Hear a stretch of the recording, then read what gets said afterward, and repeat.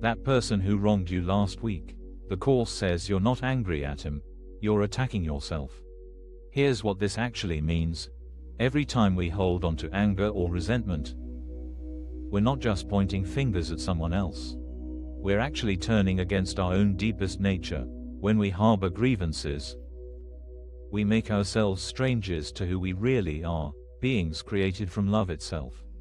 This isn't philosophy or wishful thinking. It's about recognizing a pattern that's been running your life without you even knowing it. Think about Sarah. Monday morning meeting. Her co-worker Jake presents her strategy as his own. The one she'd been developing for weeks. Everyone's nodding, impressed. Her boss is taking notes. And Sarah, she's sitting there, face burning, hands clenched under the table, watching her work get stolen in real time. For the next 3 days, it's all she can think about. In the shower, I should have spoken up. Making coffee, how could he do that? Driving to work, everyone must think I'm weak. She's building a case, gathering evidence, preparing for a trial that will never happen. She thinks she's angry at Jake. She thinks this is about justice, about standing up for herself. But something else is happening underneath all that righteous anger.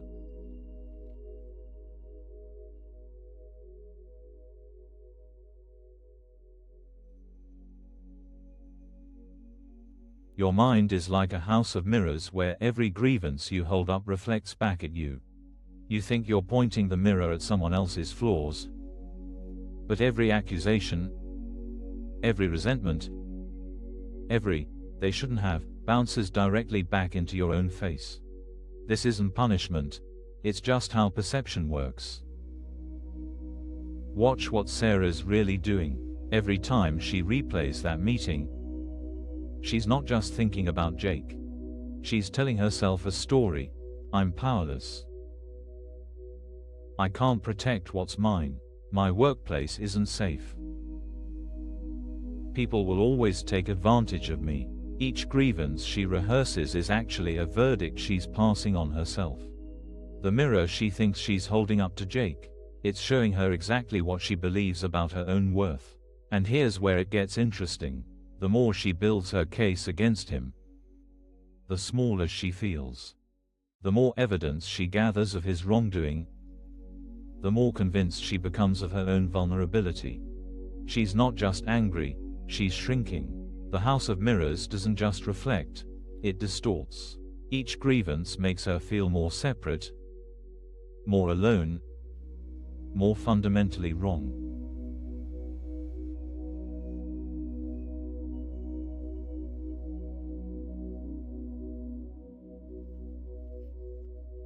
This is the attack we never notice coming, the one we launch against ourselves. When Sarah holds that grievance, she's not just mad at Jake. She's rejecting something fundamental about herself. The Course puts it simply, we're created by love, as love. Not metaphorically, not poetically. Literally, our deepest nature is love expressing itself. But watch what happens when we hold grievances. We can't attack another person without attacking the part of us that knows we're all connected. We can't build a case against someone without building a case against our own innocence. It's like trying to punch someone in a dream. You're only hitting yourself. Sarah thinks she's protecting herself by staying angry. She thinks if she lets go of the grievance, Jake wins. But every moment she spends in that courtroom in her head, prosecuting him, she's actually the one in the defendant's chair. Every piece of evidence she presents about why he's wrong is simultaneously evidence about why she's not enough. The attack always comes home. Feel this in your own life. That person you've been angry at, notice how the story you tell about them is also a story about you. They betrayed you. You're someone who can be betrayed. They disappointed you. You're someone whose needs don't matter. They rejected you. You're someone who can be rejected. The House of Mirrors never lies.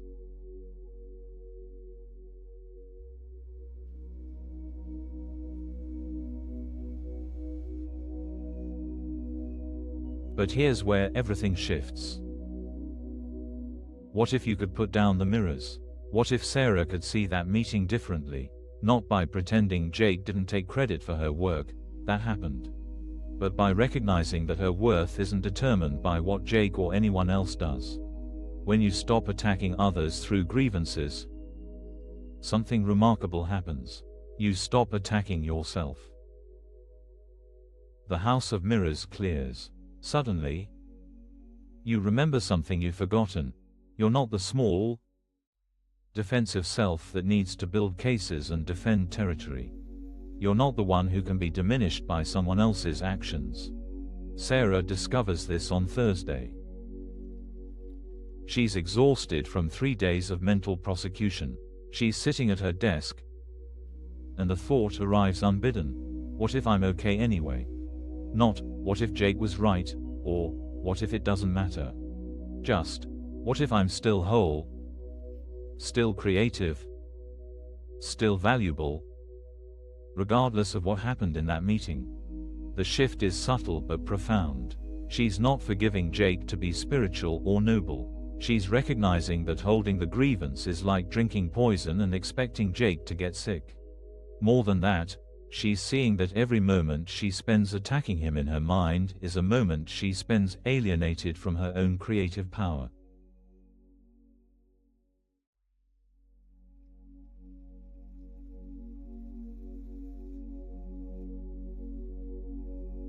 The relief is immediate.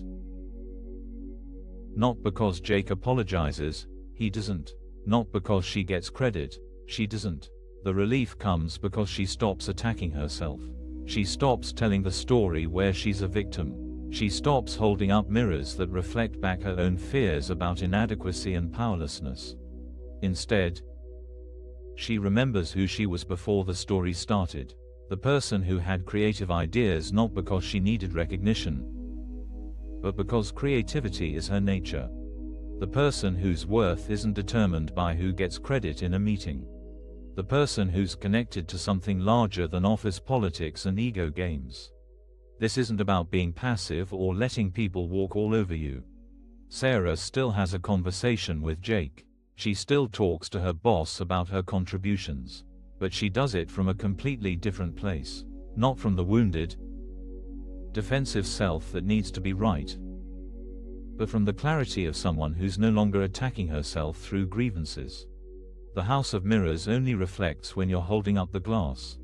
When you put it down, when you stop building cases and nursing wounds, you realize the room was always full of light. You were just too busy looking at reflections to notice. This is what we forget. Every grievance is a choice to attack our own nature. Every resentment is a decision to make ourselves alien to the love that created us.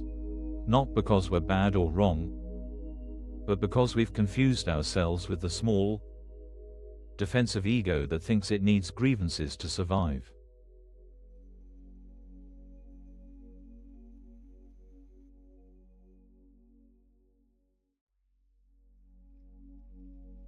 The practice is simple, though not always easy. Notice when you're building a case against someone. Feel the familiar burn of righteous anger, the satisfaction of being wronged. Then ask yourself, what story am I telling about myself through this grievance? What attack am I launching against my own peace? You don't have to pretend the other person didn't hurt you. You don't have to like what they did. You just have to be willing to see that holding the grievance is holding a mirror that reflects your own fears back at you. And you have to be willing to put the mirror down. When you do, something shifts. The defensiveness softens. The need to be right loosens. You remember who you were before you started collecting evidence of how wrong the world is. You remember the self that doesn't need grievances because it knows its own worth isn't determined by what anyone else does or doesn't do. This is the promise. When you stop attacking others, you stop attacking yourself. When you put down the grievances, you put down the burden of being separate, small, and defensive. The house of mirrors clears, and you see what was always there, your original nature, created by love, reflecting love, incapable of being diminished by anyone else's choices. Sarah finds this. By Thursday afternoon, she's working on a new project, energy flowing again. Not because she's forgotten what happened, but because she's remembered who she is. The creativity that seems stolen. It was never in Jake's power to take. The worth that seemed threatened. It was never dependent on recognition. She was always whole. She just couldn't see it through all those mirrors. And this is available to you right now, with whatever grievance you're carrying. The question isn't whether they deserve forgiveness. The question is whether you deserve the peace that comes from putting down the mirrors and remembering who you really are. If you want to keep practicing with us, you can like the video and subscribe. Let's take a moment now to let this settle with a guided meditation.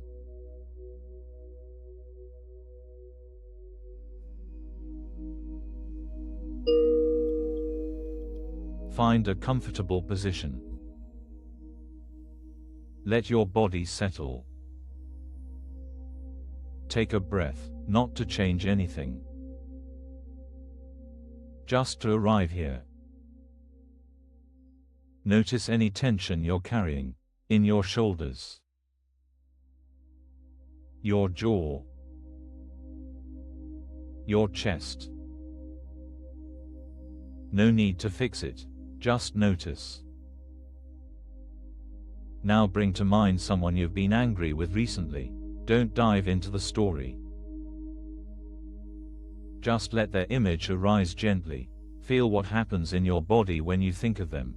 The tightening, the resistance. This is the house of mirrors activating. Now imagine you're holding a mirror, pointed at them. See all their flaws reflected in it. Their wrongness,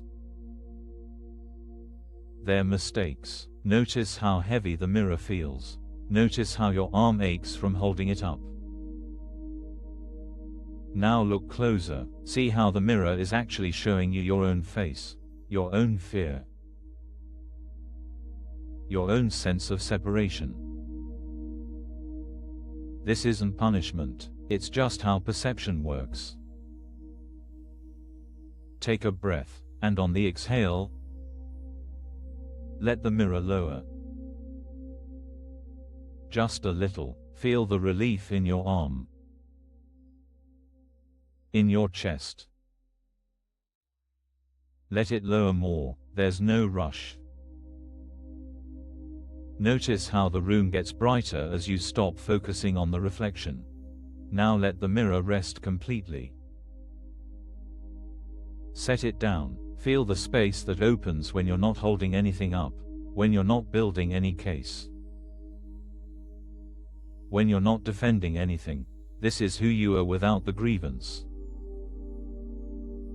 without the story, without the attack. Rest here, in the simple relief of putting down what was never yours to carry. Your worth was never in question. Your nature was never threatened. You were always whole. Breathe into this recognition.